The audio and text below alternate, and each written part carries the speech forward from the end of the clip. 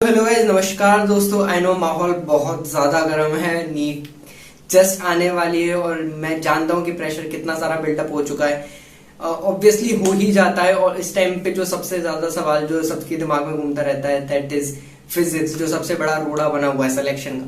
देखिए, मैं अपने पर्सनल एक्सपीरियंस से बता रहा हूँ, सच बोल रहा हूँ। ठीक है, मेरे साथ एक्चुअली फिजिक्स में ज्यादा प्रॉब्लम नहीं रही थी। स्टार्ट में 11th में तो मैं बहुत ज्यादा लेवल पे जूझा हूँ फिजिक्स के साथ। बट फाइनल 12th में आते आते और जब फाइनली मैं नीट की प्रिपरेशन कर रहा था, जब मैं मेजर टेस्ट दे रहा था 1 या 2 महीने पहले नीट से, तो फिजिक्स मेरे लिए प्रॉब्लम उतनी नहीं थी। मेरे लिए प्रॉब्लम बन रही थी केमिस्ट्री। क्योंकि फिजिक्स मैंने आईआईटी के क्वेश्चंस भी किए थे, डीसी पांडे वगैरह भी की थी। तो बट जो गलती मैंने की थी, मैं नहीं चाहता कि वो आप लोग करें कि chemistry and biology at the cost of physics at the cost of chemistry and biology. ठीक है, तो मैं आपको बहुत ही ज्यादा इंपॉर्टेंट बात बताने वाला हूँ। बहुत ही ज्यादा हो सकता है कि आपकी रैंक बहुत ही ज्यादा चेंज कर देगी। सो प्लीज प्लीज प्लीज ध्यान से सुनिएगा। और अगर चैनल पर नए हैं तो नीचे लाल कलर का सब्सक्राइब बटन दिख रहा होगा। ऐसी काम की बातें आपके लिए आती रहेंगी, तो सब्सक्राइब जरूर कर दीजिएगा। ठीक है, तो सीधा बिना बात को ज्यादा घुमाए सीधा पॉइंट पे आता हूँ कि फिजिक्स की सिलेक्शन को रोक सकती है। बिल्कुल, फिजिक्स ऐसी सब्जेक्ट है जो सिलेक्शन को रोकती है, या फिर ये भी सत्य है, बिल्कुल सत्य है कि फिजिक्स ही एक ऐसी सब्जेक्ट है जो आपकी रैंक को यहां से यहां पहुंचा सकती है। ठीक है, क्योंकि बायोलॉजी में 360 में से 360 नंबर आप बिल्कुल ला सकते हो, कोई बड़ी बात नहीं है। ठीक है, आपके पास एनसीईआरटी और बेसिक्स क्लियर होने चाहिए। बट फिजिक्स में अगर आप एक तरफ 100 नंबर एक स्टूडेंट ला रहा है और एक तरफ 150 या 160 नंबर, मैं कह रहा हूं आप ला सकते हो। मैं डेफिनेटली कह रहा हूं आप ला सकते हो, आप बिल्कुल ला सकते हो। बस आपके दिमाग में स्ट्रेटजी और कॉन्सेप्ट क्लियर होने चाहिए। और अगर नहीं है, ठीक है, आप मान के चल रहे हो कि मेरी फिजिक्स वीक है, तो पहली बात तो ये दिमाग से निकालो कि वीक है। ठीक है, दूसरी बात, जो स्ट्रांग है उस पर फोकस करो। ठीक है, अभी कुछ भी वीक नहीं है, अभी सारा खेल माइंडसेट का है भाई। अभी आपने जितना करना था आप कर चुके हो।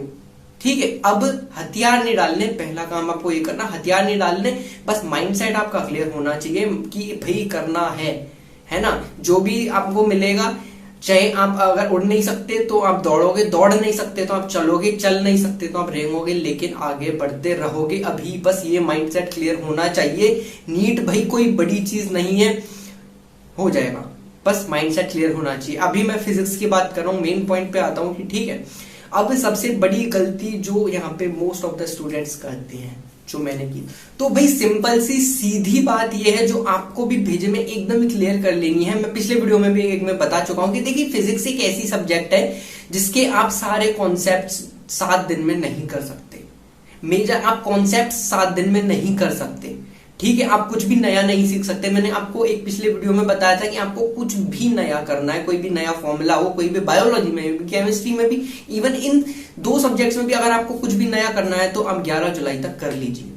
ठीक है, कल 11 जुलाई है, कल फाइनल डे है, कल आपको जो भी नया करना है कर लीजिए। बट फिजिक्स में अब नया करने का कोई मतलब नहीं है। देखिए, मैं आपको एक चीज क्लियर बता दूं, मेरा लिटरली अब तक का पूरा मेडिकल लाइफ का एक्सपीरियंस है। मेरा 2 साल का कोचिंग का एक्सपीरियंस हो, चाहे मेरा अब तक का फाइनल ईयर तक का मेडिकल लाइफ का एक्सपीरियंस हो, कि मेन एग्जाम में आपकी वही चीज काम आती है जो आपके परफेक्ट हो। ठीक है, या फिर आपने एग्जाम से जस्ट पहले 1 या 2 दिन पहले भी अगर आपने वो चीज पढ़ी है, तो वो पहली चीज आपको कंफ्यूज करेगी, दूसरी चीज नेगेटिव करवाएगी। ठीक है, जस्ट पहले वो कब होता है, जब आप कोई सब्जेक्टिव पेपर दे रहे हो, जैसे एमबीबीएस के एग्जाम होती है कि आपने पहले जस्ट कोई टॉपिक पढ़ा, इंपॉर्टेंट टॉपिक। एमबीबीएस के एग्जाम्स में ऐसा होता है कि आपको इंपॉर्टेंट टॉपिक्स पता होते हैं, उनमें से ही क्वेश्चन आते हैं। आप पढ़ के गए, हो गया, मेरे साथ हुआ है। ठीक है, क्वेश्चन हम पढ़ के गए, आ गया, लिख दिया। बट नीट है भाई, ये नेशनल लेवल के एग्जाम है, यहाँ पे ऐसा नहीं चलता कि आप सोच रहे हो कि कुछ दिन पहले भाई नेगेटिव हो जाएगा। तो उस चीज से आपको बचना है। करना क्या है, बायोलॉजी और केमिस्ट्री में जो चीज आपका स्ट्रांग है उसको रिवाइज करो, वहां पे कोई गलती नहीं होनी चाहिए। ठीक है, यहाँ पे नेगेटिव करने से बढ़िया है उस चीज को रिवाइज करके आप वहां पे जो गलती कर रहे हो उसको बचाओ। डबल प्रॉफिट होगा, बोथ साइडेड प्रॉफिट होगा, जो मैं कह रहा हूं। ठीक है, तो ये चीज माइंड में आपको एकदम क्लियर करनी है कि नए की तरफ नहीं जाना है। ठीक है, पहली चीज। अब दूसरी चीज अब जो रिवाइज करनी है, ठीक है, मेन जो पॉइंट मैं बता रहा हूँ कि बायोलॉजी और केमिस्ट्री में अपना जो भी स्ट्रॉन्ग पॉइंट है उसको फोकस करिए। अब फिजिक्स में कैसे स्कोर अपना बढ़ाना है, पहली बात, आप देखिए शुरुआत से एक जो होता है शिवाजी का अगर आप शिवाजी को जानते हैं, ठीक है, तो उनकी एक नीति थी, ठीक है, छापा मार। तो उसमें वो क्या करते थे, डायरेक्ट अटैक करते थे। वैसे ही आपको अटैक करना है, ठीक है। अब मैं आपको बहुत ही ज्यादा पावरफुल स्ट्रेटेजी बता रहा हूं जो आपकी फिजिक्स में स्कोर को बिल्डअप करने में हेल्प करेगी, ठीक है। आप वीकेस्ट पॉइंट पकड़िए फिजिक्स की, ठीक है। वीकनेस खुद की मत देखिए, वीकनेस सामने वाले की देखिए। फिजिक्स में वीकनेस, सबसे बड़ी वीकनेस क्या है, मॉडर्न फिजिक्स। भाई एकदम लल्लू चीज है। और मैं बता रहा हूं मॉडर्न फिजिक्स हो चाहे जो बेसिक आपकी बेसिक नॉलेज पे बेस्ड कुछ क्वेश्चन होते हैं, डेफिनेटली ये दोनों चीजें मिला के आपके 10 से 15 तो बहुत ज्यादा हो गया, आई नो इतना नहीं होता, बट 8 से 10 क्वेश्चन आप मान लीजिए कि इतने आते हैं, ठीक है। इन पे आप बिल्कुल ये मान लीजिए कि ये करने ही है, ठीक है। इसके बाद आ जाइए सेकंड वीकनेस पे, ठीक है। आपको नीचे से धीरे से, आपको एकदम नीचे से पॉइंट पकड़ के उस पर वार करते जाना है, ठीक है। वीक से फिर थोड़े स्ट्रॉन्ग पे आना। फिर ऐसे टॉपिक्स पकड़िए जो सिमिलर है, जैसे ग्रेविटी और इलेक्ट्रोमैग्नेटिज्म वगैरह, ठीक है। इसके लगभग फॉर्मूले आपको पता है सेम है। एक टॉपिक पकड़िए, उससे दोनों के क्वेश्चन सॉल्व होंगे, ठीक है। तो ऐसे जो ज्यादा सिंपल चीजें हैं और जो आपको लगता है कि आप वहां पे गलती नहीं करेंगे, ठीक है। ऐसा नहीं है कि टफ क्वेश्चन नहीं किए जा सकते, टफ क्वेश्चन किए जा सकते हैं। टफ क्वेश्चंस में एक बेस्ट चीज ये होती है कि आपका आंसर गलत होने के चांसेस नहीं है, ठीक है। तो कोई क्वेश्चन बहुत ज्यादा टफ लग रहा है, सीधा उसको अटेम्प्ट करेंगे। अगर आंसर आ रहा है तो ठीक है, नहीं आएगा तो बिल्कुल वहीं छोड़ देना, ठीक है।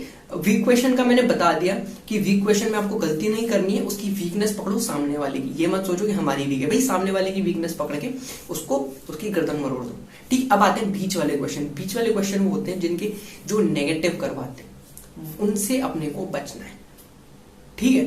तो एक चीज हमेशा दिमाग में रखना, जो मेरे साथ काफी बार होती थी कि मैं क्या करता था कि मेरा आंसर अगर एग्जैक्ट नहीं आता था तो मैं उसके अप्रॉक्स लेके उसको मार्क कर देता था, वो हमेशा गलत होता था, ठीक है। भाई मैथमेटिकल चीज है, या तो आपका आंसर एकदम एक्यूरेट आएगा अगर कैलकुलेशन है तो, कैलकुलेशन में अगर आपका आंसर एकदम एक्यूरेट आएगा, ठीक है, तो वो ही आंसर है। और अगर नहीं आ रहा है तो इसका मतलब आप क्वेश्चन में गलती कर रहे हो। टाइम वेस्ट करने की जरूरत नहीं है, वापस तब करना जब आपका पूरा पेपर हो जाए, ठीक है। तो ये मैंने, देखिए सारी बातें ऑब्वियसली मैं एक वीडियो में नहीं बता सकता, बट काफी शॉर्ट में बताया, और आई नो ये डेफिनेटली स्कोर को बिल्डअप करने में हेल्प करेंगे। अभी के लिए इतना ही। नेक्स्ट वीडियो में मैं डेफिनेटली आपके लिए बहुत सारी ऐसी स्ट्रेटजीज लाऊंगा जो ये अब आप ज्यादा देखो, अब वही है कि, है ना, अब तैयारी पूरी हो चुकी है, आपने हथियार सारे उठा लिए, अब बस आपको लड़ना है जाके। तो आपको पता होना चाहिए कि कैसे मारना है, ठीक है। तो वही मारने के तरीके मैं आपको बताऊंगा। बस चैनल को सब्सक्राइब कर दीजिएगा, जुड़े रहिएगा और एकदम रिलैक्स हो जाओ, सब बढ़िया होगा, ठीक है। मिलते हैं नेक्स्ट वीडियो में, तब तक के लिए टाटा बाय बाय।